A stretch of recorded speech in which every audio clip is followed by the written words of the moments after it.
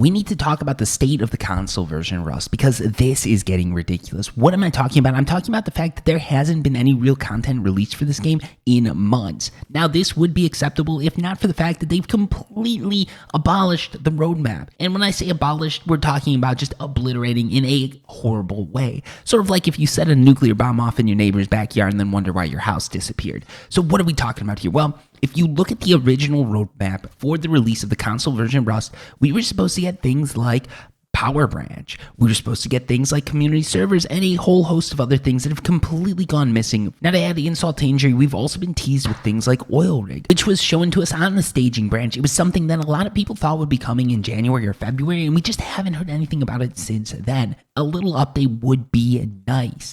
Now, even if they didn't give us any update on Oil Rig, that isn't the most infallible thing. I can completely understand just wanting to just drop it, make a big announcement all at once and have people go nuts. I get that. But the problem is, a lot of these roadmaps that they were supposed to be hitting, a lot of these points that they were supposed to be doing just haven't happened, and we haven't heard anything from them as far as when they will happen. I mean, community servers, that is something that is the bread and butter of Rust. This is something that makes the Rust experience. Anyone that plays the PC version of Rust will tell you that community servers are paramount, which the developers of the console version of Rust definitely knew, because when they released Rust for the consoles, they did say community servers were coming. It was something that was promised because they knew that is something that the Rust community wanted. Unfortunately, this hasn't happened. We haven't heard anything about it other than it's hard to do. And now we're sitting here with a bastardized version of the game. It's a bit like if they released Pornhub, but only allowed MILF porn. Sure, some people would be able to get off, but a lot of people would be very disappointed with what they were watching. I completely get it. Things do happen. Maybe you get COVID and you accidentally share your review of an extra large double-sided dildo to Facebook.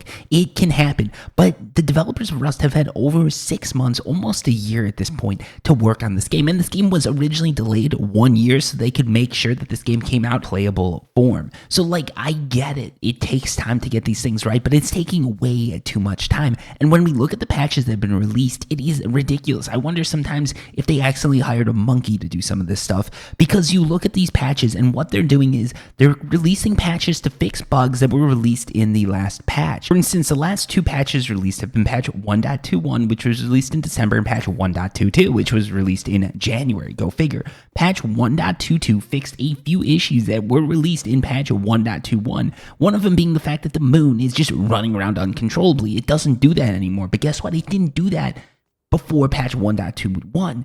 In addition to this, you've got things like headboxes being fixed, which is ridiculous because Rust is a PvP game. In something like this, the head hitbox is paramount. Having that bugged for a month is ridiculous. That's something that should be a P1 or it should be something that a hot patch should be released for if it's bugged, but instead they wait for the monthly patch to fix that. In addition, another exploit that allowed players to fly around was fixed in patch 1.22, but that was introduced in patch 1.21. And unfortunately, having players fly around and be able to drop down right in the middle of your base when helicopters don't yet exist in Rust is a huge exploit. It's something that makes the game unplayable for a lot of people, because now all of a sudden your defenses that you're building based on what the game and what the developers are telling you exists no longer works. It's just I don't understand how this game keeps messing up in so many ways. Not only are they just completely blowing it when it comes to the roadmap, they're releasing patches to fix patches. If they didn't fix anything, the game might actually be in a better state. If they didn't release patch 1.21, they wouldn't need to release patch 1.22. So it's what is the point of any of these patches? It's sort of like if you're just turning in... It's like if you're pissing on your dog so you get to give him a shower every day. Sure, you're doing something, but you could also stop pissing on your dog and then everything goes away. You don't need to give your dog a shower every day. Your dog doesn't get a skin condition and life is actually better. So I don't get it. They're just creating work for themselves. And I understand that bugs are going to be introduced with patches, but the amount of bugs that are introduced with these patches is simply mind-blowing to me. Rust is one of those games that's very hard to program for because there's a lot of variations on what players can do, play styles and everything like that. I completely get it, but at the same time, a QA team and a dev team should be able to figure out where these issues are going to pop up and solve for them. If you look at the PC version of Rust, things like this don't happen that often, and when they do, they're frequently reverted within a week. Now, I understand that because of the way the Xbox and the PlayStation work, it's harder to do things like that. But the fact that we've had all these issues and have to wait a month for them to be fixed is simply ridiculous. And it's one of the reasons that players are sort of putting this game down and not coming back to it. And that's frustrating to me because this game has a ton of potential. A lot of people think that I hate the console version of Rust or I hate Rust, and that's not the truth. The truth is I love Rust. It's an amazing game that gives you so much potential, and it would be so amazing to be able to start up community servers, make servers that are based around solo play, duo play, trio play, servers where people are friendlier for the first week, servers where you get a week where you just don't get to raid anybody, and then after that, all hell breaks loose. I'd love to be able to do something like that, and I think servers like this are what is going to make this game popular. Unfortunately, we're not being given that opportunity, and I understand that part of it's because the game just isn't ready for that, but at the same time, when is the game going to be ready?